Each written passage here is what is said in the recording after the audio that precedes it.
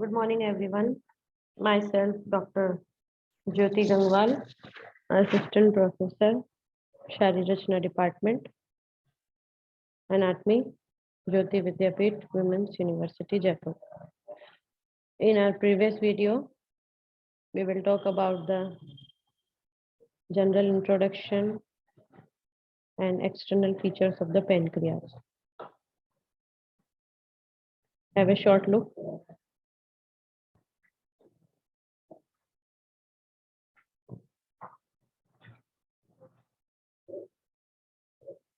As we seen in last video that it is a soft lobulated and elongated organ.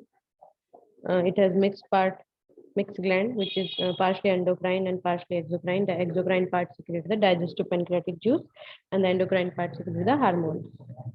And it lies in the epigastrium and left hypochondrium region, and it is less transverse into the posterior abdominal wall. It is at the level of the L1 to L2 vertebra. It is J-shaped and obliquely situated. The length is 15 to 20 centimeters. The thickness is 2.5 to 3.8 centimeter. The breadth is 1.2 to 1.8 centimeter, and the weight is 80 to 90 gram. It's divided into 4 parts: head, neck, body, tail. The head is further divided into head proper and uncinate process. These are the relations. So the head has 3 borders: superior, inferior, and right lateral, 2 surface, anterior and posterior, and the 1 uncinate process. And the head is enlarged and lies within the cavity of the concavity of the duodenum. This is the relations of the pancreas. The neck, which is the constricted part of the pancreas, it is directed forward, upward, and to the left. Also has 2 surfaces, which is the anterior and posterior. Anterior surface related to the peritoneum, and the posterior surface related to the superior mesenteric vein and the beginning part of the portal vein. And the body is elongated and extend part of the pancreas, and which is extend from the neck to tail. It also has 3 border, 3 surface. The border is anterior, superior, and inferior, and the surface is superior, posterior, and inferior. There is 1 projection in the superior border, which is called the tuber omentale. So, and the tail, which is the left end of the pancreas, it lies in the lienorenal ligament and embedded in the hilum of the spleen. In our last video, we will stop on the ducts. So, now we will talk about the duct. The pancreas has 2 ducts: main pancreatic duct or duct of Wirsung or Wirsung duct, and the accessory pancreatic duct or duct of Santorini. The exocrine pancreas is drained by 2 ducts. These are the ducts, the exocrine part, which help in the exocrine portion of the pancreas. So, if we see in the diagram, this is the pancreatic duct. Sorry. And this is the accessory duct. The accessory duct opens into minor papilla, and the pancreatic duct, which is the longest, it open into the major papilla. Here we can also see this is the major papilla, this is the minor papilla. So the accessory duct or the Santorini duct opens in minor papilla, and the major papilla, in the major papilla, the duct of Wirsung or pancreatic duct opens.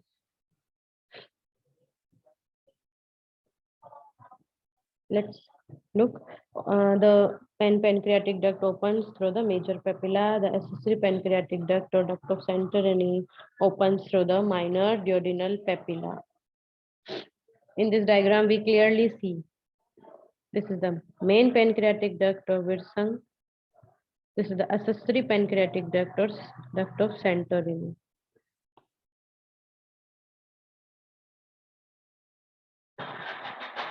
This is the common bile duct, which also open to the major papilla, or this is the ampoule of the Vater. This is the cystic duct. This is the common hepatic duct, which forms the common bile duct. The cystic duct and common hepatic duct both are forms the common bile duct. Then it's open into the major papilla with the main pancreatic duct. Now the arterial supply of the pancreas. So mainly the pancreas is supplied by pancreatic branches of the splenic artery and the superior pancreatico-duodenal artery and the inferior pancreatico-duodenal artery. Here, this is the celiac trunk. This is the right gastric. This is the proper hepatic duodenal. This is the splenic artery, main pancreatic branch of the splenic artery. This is the splenic artery. This is the superior pancreatico-duodenal artery. This is the posterior pancreatico-duodenal artery. Anterior superior pancreatico-duodenal artery. So basically, the three main arteries supply the pancreas. The first one is pancreatic branch of the splenic artery. The second one is superior pancreatico-duodenal artery, which in relation with the superior border of the head, and the inferior pancreatico-duodenal artery, which in the relation with the inferior border of the head. Now the venous drainage. The veins drain into portal vein, which is formed by the combination of splenic vein and superior mesenteric vein. And the lymphatic drainage, it drains into the pancreatico-splenic, celiac, superior mesenteric group of lymph nodes. There are many lymph nodes. The first one is pancreatico-splenic. The second one is superior mesenteric and the celiac. Now the nerve supply. There are two types of nerve supply, parasympathetic and sympathetic. The parasympathetic nerve supply is from by the vagus nerve, which controls the pancreatic secretions. And the sympathetic nerve supply, which is the vasomotor, the splanchnic sympathetic nerve fiber, which supply by the vasomotor, splanchnic sympathetic nerve fibers through the plexus around its arteries. Now we will take a short note on the development of the pancreas. So there are larger dorsal bud and there is a small ventral bud. The pancreas is developed from the bud. The first is larger dorsal bud and the smaller ventral bud. The larger dorsal bud forms the head, whole of the neck, and body and tail. And the uncinate process and the inferior part of the head is formed by the smaller ventral bud. This is the ventral pancreatic bud or smaller, and this is the larger pancreatic bud or the larger or the dorsal pancreatic bud. Now the histology of the pancreas. As we talked about earlier, that the pancreas is a mixed gland. It acts as partially exocrine and partially endocrine.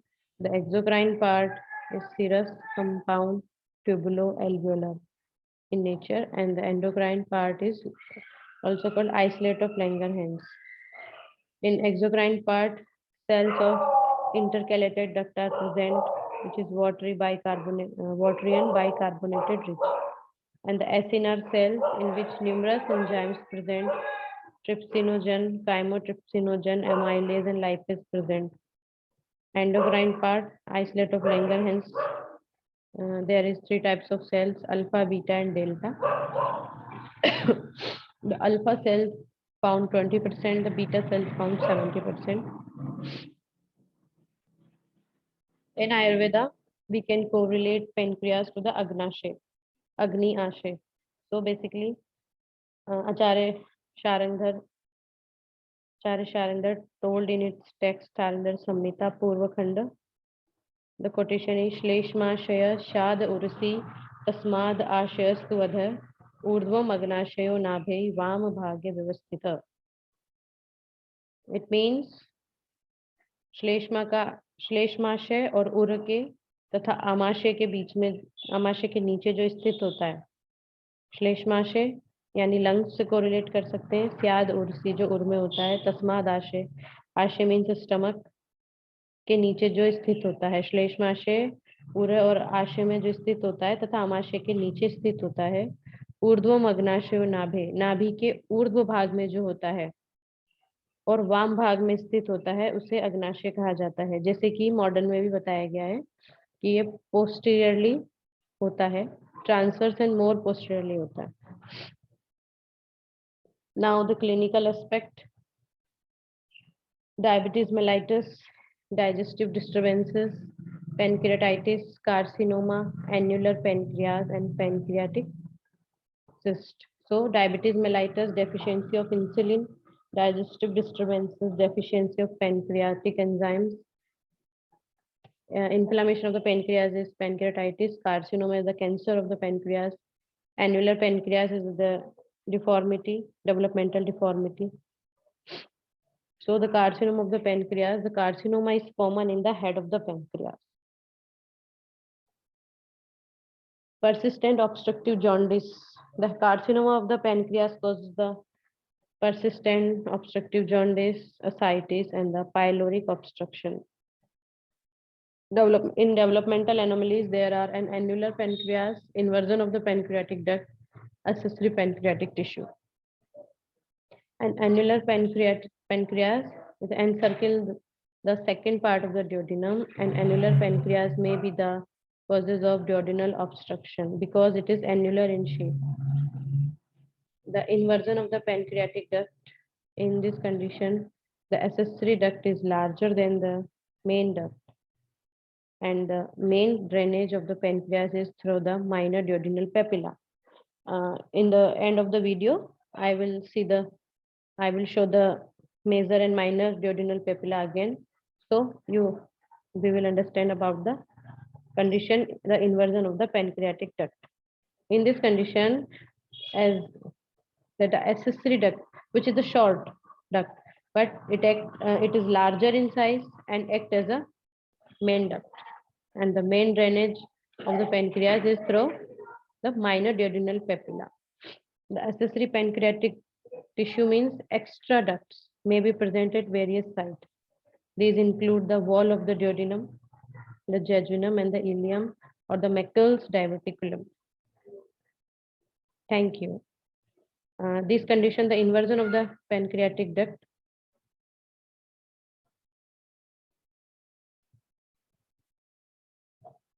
we will understand by this diagram.